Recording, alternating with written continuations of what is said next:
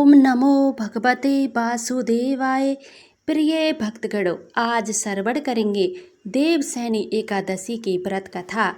शुरुआत करेंगे प्रथम पूज्य गणेश भगवान जी के साथ। तो प्रेम से बोलिए गणेश भगवान की जय। एक बार एक मेंढक और मेंढकी तालाब के साथ रहते थे।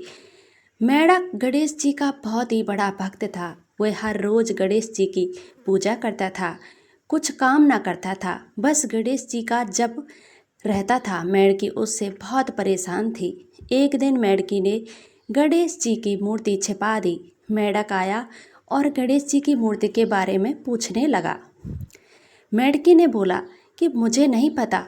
एक दिन एक औरत उनके तालाब के पास आई और उसने अपने मटके में पानी भरने लगी। जैसे ही उसने पानी भरा, वैसे ही मेंढक और मेंढकी उसके मटके अंदर चले गए। जाकर उस औरत ने पानी गैस के ऊपर रख दिया। मेंढक और मेंढकी भी साथ में जलने लगे। मेंढकी मेंढक बोलने लगी कि तुम तो गणेश जी के बहुत ही बड़े भक्त हो, तो बोलो गणेश जी को हमें बचाए। मेंढक ने यह सुनकर गणेश जी का नाम जपना शुरू कर दिया। थोड़ी देर बाद एक सांड आया और अपने दोनों सींग मटके पर जा मारा। मटका जमीन पर टूटकर गिर पड़ा और दोनों बच गए। मेंढक ने गणेश जी की मूर्ति मेंढक को लौटा दी। उसने भी गणेश जी का पूजन करना शुरू कर दिया। तो प्रेम से बोलिए गणेश महाराज की जय। जय हो। धर्म युधिष्ठिर ने कहा, हे केशव, आज शुक्ल पक्ष की एकादशी का नाम क्या है? इस व्रत के करने की विधि क्या है और किसी देवता का पूजन किया जाता है? श्री कृष्ण कहने लगे कि हे युधिष्ठिर, इस कथा को ब्रह्मा जी ने नारद जी से कहा था, वही मैं तुमसे कहता हूँ। एक समय की नारद जी ने ब्रह्मा जी से यही प्रश्न किया था। तब ब्रह्मा जी ने उत्तर दिया कि हे नारद, तुमने कलयुगी जीवों के उद्धार के लिए बहुत ही उत्तम प्रश्न किया है, क्योंकि देवसैनी एकादशी का व्रतों में उत्तम है। इस व्रत से समस्त पाप नष्ट हो जाते हैं और जो मनुष्य इस व्रत को नहीं करते वे नरक के गामी होते हैं। इस व्रत के करने से भगवान विष्णु प्रसन्न होते हैं। इस एकादशी का नाम पद्मा है। अब मुझसे एक पूर्णा कथा का कहता हूँ, तुम मन लगाकर सुनो। सतयुग में मधाता नामक एक चक्रवर्ती सम्राट राज्य करते थे। उनके राज्य में प्रजा बहुत ही दुखी थी। किंतु विषय में क्या हो जाए यह कोई नहीं जानता। इस बात से अभिनगित थे कि उनके राज्य में ही भयंकर अकाल पड़ने वाला है। उनके राज्य में पूरे 3 वर्ष तक वर्षा न होने के कारण भयंकर आका पड़ा। इस आका से चारों ओर त्राही मच गई। धर्म पक्ष की यम हवन पिंडदान कथा व्रत आदि में कमी हो गई। मुसीबत पड़ी तो धर्म कार्यों में प्राणी की रुचि कहाँ रह जाती है। प्रजा ने राज्य के पास जाकर अपनी वेदना की दुहाई दी। राजा तो इस स्थिति को लेकर पहले से ही दुखी थे। वे सोचने लगे कि आखिर मैंने ऐसा कौन सा कर्म किया जिसका दंड मुझे इस रूप में मिल रहा है। फिर इस कष्ट से मुक्ति पाने का कोई साधन करने के उद्देश्य से राजा सेना को लेकर जंगल की ओर चल दिया।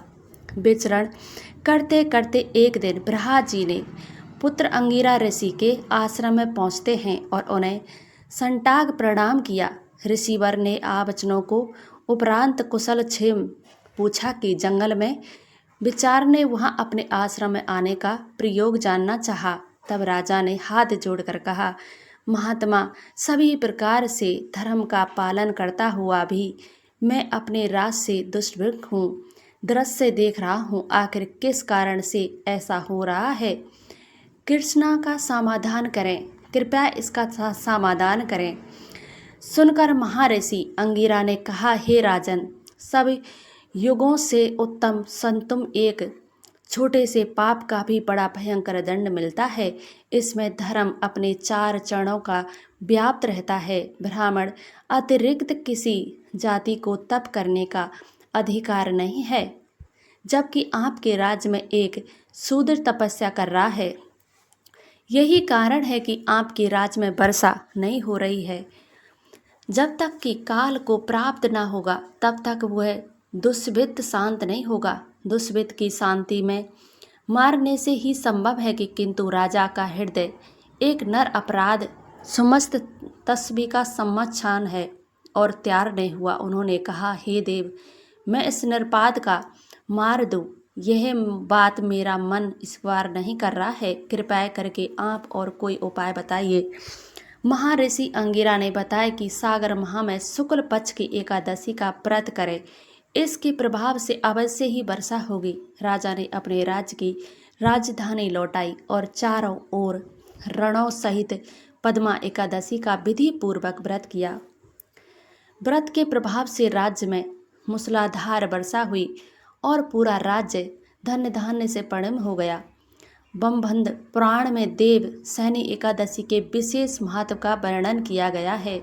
इस व्रत से प्राणी की समस्त मनोकामनाएं पूर्ण होती हैं। तुलसी माता की कथा। एक बार देवराज इंद्रदेव गुरु ब्रह्मा जी के साथ भगवान शिव का दर्शन करने कैलाश गए। महादेव ने दोनों की परीक्षा लेने की चाही, इसलिए रूप बदलकर अवधूत बन गए। उनके शरीर पर कोई भी वस्त्र न था। उनका शरीर जलती हुई अग्नि के समान धधक रहा था। अत्यंत भयंकर नजर आते थे। अवधूत दोनों के रास्ते में खड़े हो गए। इंद्र ने एक विचित्र रूप को रास्ते में खड़े देखा तो चके इंद्र को देवराज ने होने पर गर्व घेरने लगा। उन्होंने भयंकर पुरुष से पूछा, तुम कौन हो? भगवान शिव कभी कैलाश पर विराज रहे थे, कहीं ब्राह्मण पर। मैं उनके दर्शन के लिए आया हूँ। इंद्र ने कई प्रश्न किए, लेकिन वह पुरुष योनियों में सम्मान मौन ही रहे। इंद्र को लगा कि एक साधारण प्राणी उनका अपमान कर रहा है। उनके मन में देवराज होने का अहंकार उपजा और क्रोध के बदल गया। इंद्र ने कहा, मेरे बारंबार अनुरोध करने पर भी तू कुछ नहीं बोला, मेरा अपमान कर रहा है। मैं तुझे अभी दंड देता हूँ। ऐसा कहकर इंद्र ने ब्रज उठा लिया। भगवान शिव ने ब्रज को उसी समय स्तब्ध यानी कर दिया। इंद्र की बहाक आकर गई। भगवान अवधूत क्रोध से लाल हो गए। बृहस्पति उनके चेहरे पर आई। क्रोध की ज्वाला देखकर समझ गए कि ऐसा प्रचंड स्वरूप महादेव के अतिरिक्त किसी का नहीं है हो सकता। बृहस्पति देव इस पद गाने लगे। उन्होंने इंद्र को ही भी महादेव के चरणों में लेटा दिया और बोले, प्रभु इंद्र आपके चरणों में पड़े हैं, आपके शरणागत हैं। आपके ललाट से प्रकट अग्नि इंद्र जलाने को बढ़ रही है, हम शरणागत की रक्षा करें। बृहस्पति ने विनती की कि प्रभु भक्तों पर आपकी सदा कृपा बरसती रहे। आप भक्त उत्सव को सर्वसम्मत आप भी इस तेज को कहीं और स्थान दीजिए ताकि इंद्र के प्राणों में की रक्षा हो। भगवान इंद्र ने कहा, बृहस्पति तुम बहुत प्रसन्न हो। जीवन दान देने का कारण तुम्हारा एक नाम जीव भी होगा। मेरे तीसरे नेत्र में से प्रकट इस अग्नि का ताप देवता सहन नहीं कर सकते, इसलिए मैं इससे बहुत दूर छोड़ूंगा। महादेव ने उस तेज के साथ धारण एक समुद्र में फेंक दिया। फेंके जाते ही भगवान शिव का वह तेज तत्काल एक बालक के रूप में परिवर्तित हो गया। सिंधु से अद्भुत होने के कारण उसका नाम सिंधु पुत्र जलधर की प्रसिद्ध हुआ। जलधर जिसका नाम शंखचूड़ भी है हुआ, शिवजी के तेज से उत्पन्न हुआ था। इस कारण परम शक्तियों से संपन्न था। वह देवों से भी ज़्यादा शक्तिमान था। वह उस तेज से पैदा हुआ था जो इंद्र को समस्त करने वाला था, इसलिए असुरों ने उसे अपना राजा बनाया। अब दूत के रूप में यह लीला करने के बाद महादेव अंतर्ध्यान हो गए। इंद्र के गर्भ का भंजन भी हुआ, भगवान के दर्शन भी हो गए। तुलसी से जुड़ी एक कथा बहुत ही प्रचलित है। श्रीमद् देवी भागवत पुराण में इनके अवतार की दिव्य लीला कथा भी बनाई गई है। एक बार शिव जी ने अपने तेज को समुद्र में फेंक दिया था। उससे एक महा तेजस्वी बालक ने जन्म लिया। ये बालक आगे चलकर जलाधार के नाम से प्रबंध दैत्य राजा बन गया। इसकी राजधानी का नाम जलाधार नगरी व दैत्य राजा काल नेब की कन्या वृद्धा का विवाह जलाधार से हुआ। जलाधार महाराज था। अपनी संता से मद से चूर उसने माता लक्ष्मी को पाने की कामना से मुक्त युद्ध किया, परंतु समुद्र से ही उत्पन्न होने के कारण माता लक्ष्मी ने उसे अपने भाई के रूप में स्वीकार किया। वहां से पराजित होकर वह देवी पार्वती को पाने की लालसा कैलाश पर्वत पर गया। भगवान देवातिदेव शिव का ही रूप धारण माता पार्वती को असीम गया, परंतु माँ ने अपने योग बल से उसे तुरंत पहचान लिया तथा वहां से अंतर्ध्यान हो गई। देवी पार्वती ने क्रोधित होकर सारा वार्ता भगवान विष्णु को सुनाया। जलाधार की पत्नी वृद्धा अत्यंत प्रीतिव्रता स्त्री थी। उसी ने प्रीतिव्रता धर्म की शक्ति से जलाधार को मारा जाता था और ना ही पराजित होता था। इसीलिए जलाधार का नाश करने के लिए वृद्धा के पतिव्रता धर्म को भंग करना बहुत ही जरूरी था। इसी कारण भगवान विष्णु श्री ऋषि का वेश धारण कर वन में जा पहुँचे, जहाँ वृद्धा अकेली भ्रमण कर रही थी। भगवान के साथ 2 मायावी राक्षस भी थे, जिन्होंने देखकर वृद्धा भयभीत हो गई। ऋषि ने वृद्धा के सामने पल में दोनों भस्म कर दिया। उनकी शक्ति देखकर वृद्धा कैलाश पर्वत पर महादेव के साथ युद्ध कर रहे अपने पति की जलाधार के बारे में पूछा। माया जाल से 2 बानर प्रकट किए। एक बानर के हाथ में जलाधार सिर था, दूसरे हाथ में धर अपने पति की यह दशा देखकर वृद्धा मूर्छित हो पड़ी। होश में आने के बाद उन्होंने ऋषि रूपी भगवान विष्णु से विनती की कि उसके पति को जीवित करें। भगवान ने अपनी माया से पूर्ण जलाधार का सिर धर से जोड़ दिया था, परंतु इसमें भी वह उसी शरीर में प्रवेश कर गए। वृद्धा को इस लय का जरा अभ्यास ना हुआ। जलाधार बने भगवान के साथ वृद्धा प्रतिव्रता व्यवहार करने की लगी, जिससे उसका अस्तित्व भंग हो गया। ऐसे होते ही वृद्धा का पति जलाधार युद्ध में हार गया। इस सारी लीला का जब वृद्धा को पता चला कि उसने क्रोध आकर भगवान विष्णु को शीला होने का श्राप दे दिया तथा इसमें सती हो गई। जहाँ वृद्धा भस्म हुई वहाँ तुलसी का पौधा होगा। भगवान विष्णु ने वृद्धा से कहा, हे वृद्धा, तुम अपने अस्तित्व के कारण मुझे लक्ष्मी से भी अधिक प्रिय हो गई हो। अब मैं तुम तुलसी के रूप में सदा मेरे साथ रहो कि जो मनुष्य भी मेरे शालिग्राम रूप के साथ तुलसी का विवाह करेगा, उसे इस लोक को परलोक में विपुल यश प्राप्त होगा। जिस घर में तुलसी होती है वहाँ याम के दूत भी अस्यम नहीं सकते। गंगा व नर्मदा के जल से स्नान तथा तुलसी का पूजन बारंबार माना जाता है, चाहे मनुष्य कितना भी पापी क्यों ना हो। मृत्यु के समय जिसके प्राण मंजरी रहित तुलसी और गंगा जल में मुख रखकर निकल जाते हैं, वह पापों से मुक्त होकर वैकुंठ धाम को प्राप्त होता है। जो मनुष्य तुलसी व आंवले की छाया में अपने पितरों का श्राद्ध करता है, उसके पितृ मोक्ष को प्राप्त हो जाते हैं। उसी दैत्य जलाधार की यह भूमि जलाधार नाम से विभक्त हुई। मंदिर मोहल्ला कोटि किचंद्र स्थिर है। कहते हैं इस स्थान पर एक प्राचीन गुफा थी जो सीधी हरिद्वार तक जाती है। प्रेम से बोलिए जय हरि, तुलसी मैया की जय, लक्ष्मी नारायण की जय। भोले भक्त एकादशी व्रत कथा। बहुत ही साल पहले की बात है। भोला वाला युवक था। आनंद दिन भर कोई काम नहीं करता था, खाता ही रहता और सोया रहता। घर वालों ने कहा, चलो जाओ, निकलो यहाँ से, कोई काम धाम करते नहीं, बस पड़े रहते हो। वह घर से निकल यूं ही प्रकट भटकते हुए एक आश्रम पहुंचा। वहां उसने देखा कि गुरुजी उनके शिष्य कोई काम नहीं करते, बस मंदिर की पूजा करते हैं। उसने मन में सोचा कि एक बढ़िया है, कोई काम धाम नहीं, बस पूजा ही तो करना है। गुरुजी के पास जाकर पूछा, क्या मैं रह सकता हूँ? गुरुजी बोले, हाँ क्यों नहीं, लेकिन मैं कोई काम नहीं कर सकता।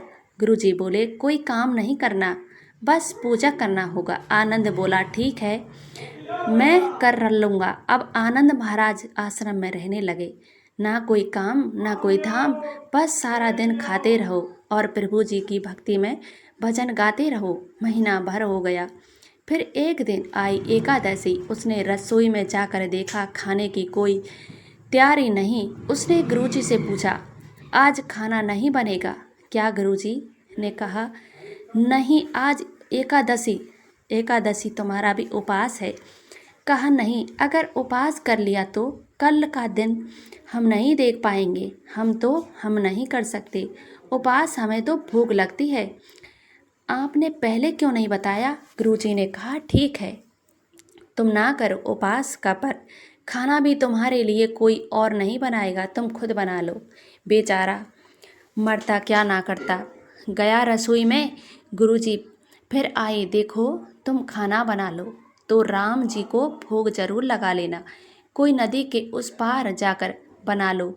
रसोई ठीक है। लकड़ी, आटा, तेल, घी, सब्जी लेकर आनंद महाराज चले गए। जैसा तैसा खाना भी बनाया, खाने लगा।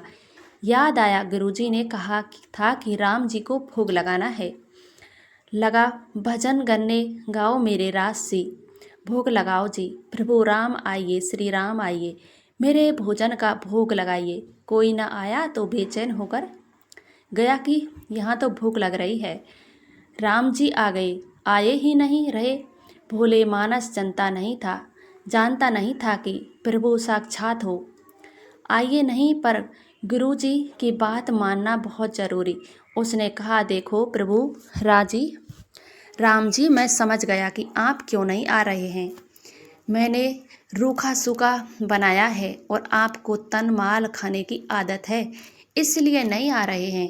ऐसी बात है तो सुनो प्रभु जी, आज वहाँ भी कुछ नहीं बना है।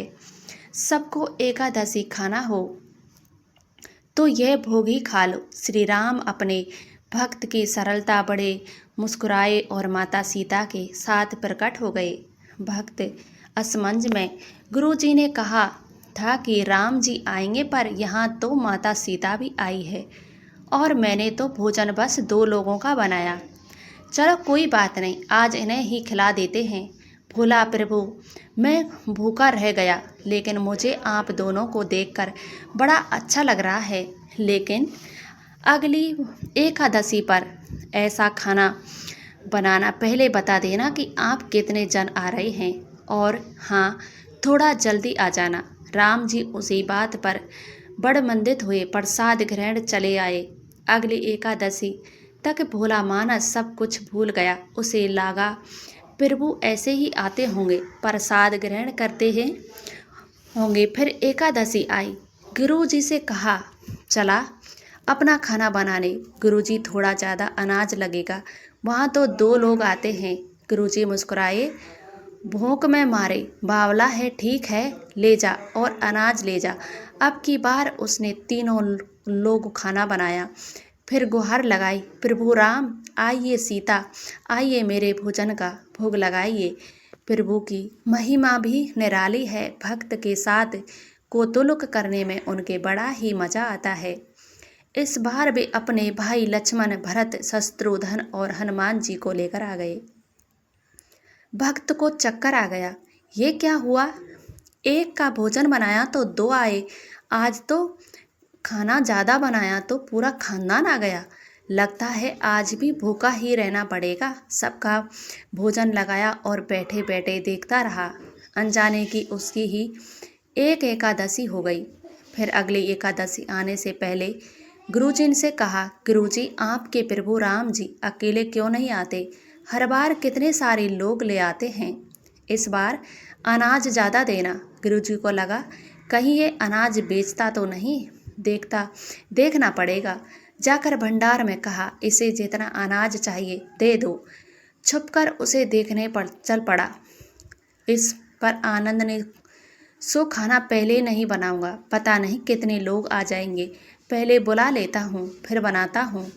फिर टेर लगाई, प्रभु राम जी, श्री राम आइए, मेरे भोजन को भोग लगाइए। सारा राम दरबार मौजूद। इस बार तो हनुमान जी भी साथ लाए, लेकिन ये क्या, परसा तो तैयार ही नहीं है। भक्त ठहरा भोला भाला, बोला, प्रभु इस बार मैंने खाना बनाया। प्रभु ने पूछा, क्यों?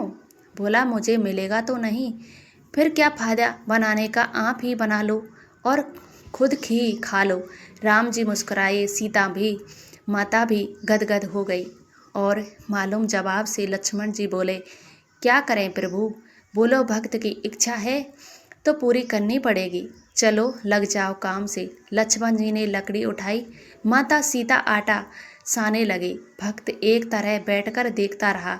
माता सीता रसोई बना रही थी तो कई ऋषि मुनि यज्ञ गद्रव्य प्रसाद लेने आने लगे। इधर गुरुजी ने देखा खाना तो बना नहीं। भक्त एक कोने में बैठा है। पूछा, बेटा क्या बात है, खाना क्यों नहीं बनाया? बोला, अच्छा गुरुजी, आप आ गए, देखिए कितने लोग आते हैं प्रभु के साथ। गुरुजी बोले, मुझे कुछ नहीं दिख रहा है तुम्हारे और अनाज के सिवा। भक्त माथा पकड़ लिया, बोले, मुझे कुछ नहीं दिख रहा है तुम्हारे और अनाज के सिवा। एक तो कितनी मेहनत करवाते हैं, प्रभु भूखा भी रहते हैं और ऊपर से गुरुजी को दिखा भी नहीं रहे। ये और बड़ी मुसीबत है। प्रभु से कहा, आप गुरुजी क्यों नहीं दिख रहे? प्रभु बोले, मैं उन्हें नहीं दिख सकता। भक्त बोला, वो तो बड़े पंडित ज्ञानी हैं, विद्यमान हैं, उन्हें बहुत आता है, उनको क्यों नहीं दिखते आप? प्रभु बोले, मना की उसको सब आता है पर सरल नहीं है तुम्हारी तरह, उनको नहीं दिख सकता। आनंद है। गुरुजी से यह कहकर गुरुजी प्रभु कह रहे हैं, आप सरल नहीं हैं इसलिए आपको नहीं दिखेंगे। गुरुजी रोने लगे, वाकई मैंने सब कुछ पाया पर सरलता नहीं पा सका तुम्हारी तरह, और प्रभु तो मन की सरलता से ही मिलते हैं। प्रभु प्रकट हो गए और गुरुजी को भी दर्शन दिए। इस तरह एक भक्त को कहने लगे, प्रभु रसोई भी बनाई, प्रेम से बोलिए सीताराम जी की जय, लक्ष्मी नारायण की जय। कुबेर का कर्ज एक बार भगु ऋषि ने जानना चाहा कि ब्रह्मा विष्णु महेश कौन सबसे श्रेष्ठ है। वह बारी बारी से सबके पास गए। ब्रह्मा जी और महेश ने भगु को पहचान तक नहीं ही आदर किया। इसके बाद भंग विष्णु यहाँ गए। विष्णु समय विश्राम कर रहे थे। लक्ष्मी उनके पैर दबा रही थी।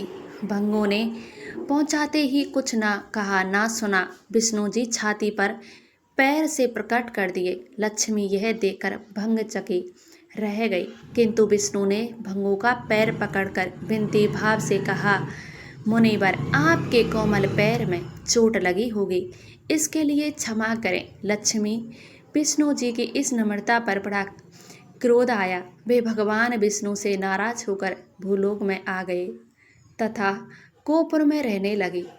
लक्ष्मी जी चले जाने विष्णु को लगा कि उनका श्री और वैभव ही नष्ट हो गया है। उनका मन बड़ा अशांत रहने लगा। लक्ष्मी को ढूंढने के लिए वे श्रीनिवास के नाम से भूलोक में आए। घूमते घूमते पता चला कि वे पर्वत क्षेत्र में बाकुला माई के आश्रम में पहुँचते। बाकुला माई ने उनकी बड़े भाव से भगत की और उन्हें आश्रम में ही रहने का कहा। एक दिन जंगल में एक मतवाला हाथी आया। आश्रम वाणी डर कर इधर उधर भागने लगे। श्रीनिवास ने ये देखा तो धनुष बाण लेकर हाथी का पीछा किया। हाथी डर कर भागा और घने जंगल में दृश्य हो गया। श्रीनिवास उसका पीछा करते करते थक गए। वे एक सरोवर की किनारे वृक्ष की छाया में लेट गए। उन्हें हल्की सी झपकी आ गई। थोड़ी देर शोर सुनकर वे जागे। देखकर 6 लड़कियां उन्हें घेर खड़ी हैं। श्रीनिवास को जागा हुआ देखकर वे टपक कर बोली, हे हमारी राजकुमारी पद्मावती, सुरक्षित उपवन है, यहाँ पुरुषों का आना मना है, तुम यहाँ कैसे और क्यों आए? श्रीनिवास कुछ जवाब दीजिए। पहले ही उनकी दृष्टि वृक्ष की ओट से झांकती राजकुमारी की ओर गई। श्रीनिवास पद्मा को एक टक देखते रह गए। थोड़ा समय होकर कहा, देवियों मुझे पता नहीं था, मैं एक शिकार हूँ, पीछा करता हुआ एक यहाँ आया था, थक जाने पर मुझे नींद आ गई थी, क्षमा करें। श्रीनिवास आश्रम में लौट तो आए किंतु मुझे उदास रहने लगे। एक दिन कुलामाई ने प्यार से उनकी उदासी का कारण पूछा। श्रीनिवास ने पद्मावती से भेंट होने की सारी कहानी कह सुनाई। फिर कहा, उसके बिना मैं नहीं रह सकता। व्याकुला माई बोली, ऐसा सपना मत देखो। कहाँ वे प्रतापी लोग, चोल नरेश आकाश राज की बेटी, और कहाँ तुम आश्रम में पलने वाले एक कुल गोत्रहीन युवक। निवास बोले, एक उपाय है, तुम मेरा साथ दो, सब संभव है। व्याकुला माई ने श्रीनिवास का सच्चा प्यार देखकर हाँ कह दी। श्रीनिवास ज्योतिष जानने वाली औरत का भेष बनाकर राजा आकाश की राजधानी नारायणपुर पहुंचे। उसकी चर्चा सुन पद्मावती ने भी उस औरत को महल में बुलाकर अपना हाथ दिखाया। राजकुमारी हस्तरेखा देखकर वह बोली, राजकुमारी, कुछ दिन पहले भेंट तुम्हारे सुरक्षित उद्यान में किसी युवक से हुई थी। तुम दोनों दृष्टि मिली हैं। उस युवक की तुम्हारी शादी का योग बनता है। माँ धारणा देवी ने पूछा, ये कैसे हो सकता है? ज्योतिषी औरत बोली, ऐसा ही होगा। योग ग्रह कहते हैं औरत अपने बेटे के लिए आपकी बेटी मांगने इस पे आएगी। 2 दिन बाद सचमुच ही व्याकुला माई एक तपस्विनी का भेष में राजमहल में आई। उसने अपने युवा बेटे के साथ पद्मावती का विवाह की चर्चा की। राजा आकाश बकुला माई को पहचान लिया। उन्होंने पूछा, वह युवक ही? बुला माई बोली, उसका नाम श्रीनिवास है, चंद्रवंश में पैदा हुआ है, आम में रहे, मुझे माँ की तरह मानता है। राजा आकाश ने मुझे सोचकर उत्तर देने की कहा। बाकुला माई चले जाने पर आकाश ने राजा पुरोहित को बुलाकर सारी बात बताई। राज पुरोहित ने गणना की, फिर अपनी सहमति देते हुए कहा, महाराज, श्रीनिवास में विष्णु जैसा देव गुण है, लक्ष्मी जैसी आपकी बेटी के लिए ये बड़ा योग है। राजा आकाश ने तुरंत बकुला माई के यहाँ अपनी और श्रीनिवास के विवाह के लिए धन की समस्या बताई तो 12 स्वामी ने 8 दिग पालो, इंद्र, कुबेर, ब्रह्मा, शंकर आदि देवताओं को अपने आश्रम में बुलाया। श्रीनिवास को बुलाकर कहा, तुम इसमें इन्हें अपनी समस्या बताओ। श्रीनिवास ने देवताओं से कहा कि मैं चोल से नरेश राजा आकाश की बेटी पद्मावती से विवाह करना चाहता हूँ। मेरी हैसियत राजा के अनुरूप नहीं है, मेरे पास धन नहीं है, मैं क्या करूँ? इंद्र देवताओं के कोषाध्यक्ष कुबेर से कहा, कुबेर, इस काम के लिए तुम श्रीनिवास को ऋण दो। कुबेर ने कहा, ऋण तो मैं दे दूंगा, पर उसे यह वापस कब और कैसे करेगा, इसका निर्णय होना चाहिए। श्रीनिवास बोले, इसकी चिंता मत कीजिए, कलयुग में अंत में सब क्षण चुक जाएगा। कुबेर ने स्वीकार किया। देवताओं की साक्षी निवास में ऋण पत्र लिखा दिया कि धन से श्रीनिवास और पद्मावती का विवाह बड़ी धूमधाम से हुआ। तभी नारद ने कोलाहलपुर जाकर लक्ष्मी को बताया कि विष्णु ने श्रीनिवास के रूप में पद्मावती से विवाह कर लिया है। दोनों बेटा चलम पर्वत पर रह रहे हैं। यह सुनकर लक्ष्मी को बड़ा दुख हुआ।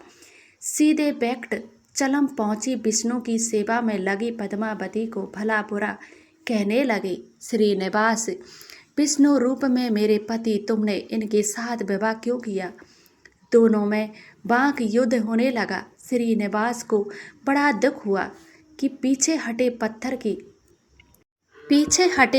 की मूर्ति के रूप में बदल गए। जब दोनों देवियों ने ये देखा तो उन्हें बड़ा ही दुख हुआ कि श्रीनिवास तो आप किसी के ना रहे। इतने में शीला विग्रह से आवाज आई, देवियों, मैं अब इस पत्थर पर टेरेश्वर स्वामी के नाम से अपने भक्तों का अशिष्ट पूरा करता रहूँगा। उनसे प्राप्त चढ़ावे के धन द्वारा कुबेर के कर्ज का ब्याज चुकाता रहूँगा। इसलिए तुम दोनों मेरे लिए आसपास झगड़ा मत करो। शीला बगा से यह वाणी सुनते ही लक्ष्मी और पद्मावती दोनों ने सिर झुका लिया। लक्ष्मी कोलाहलपुर आकर लक्ष्मी के रूप में प्रतिष्ठित हो गई और पद्मावती तिरुवन्नामलाई विग्रह के रूप में स्थित हो गई।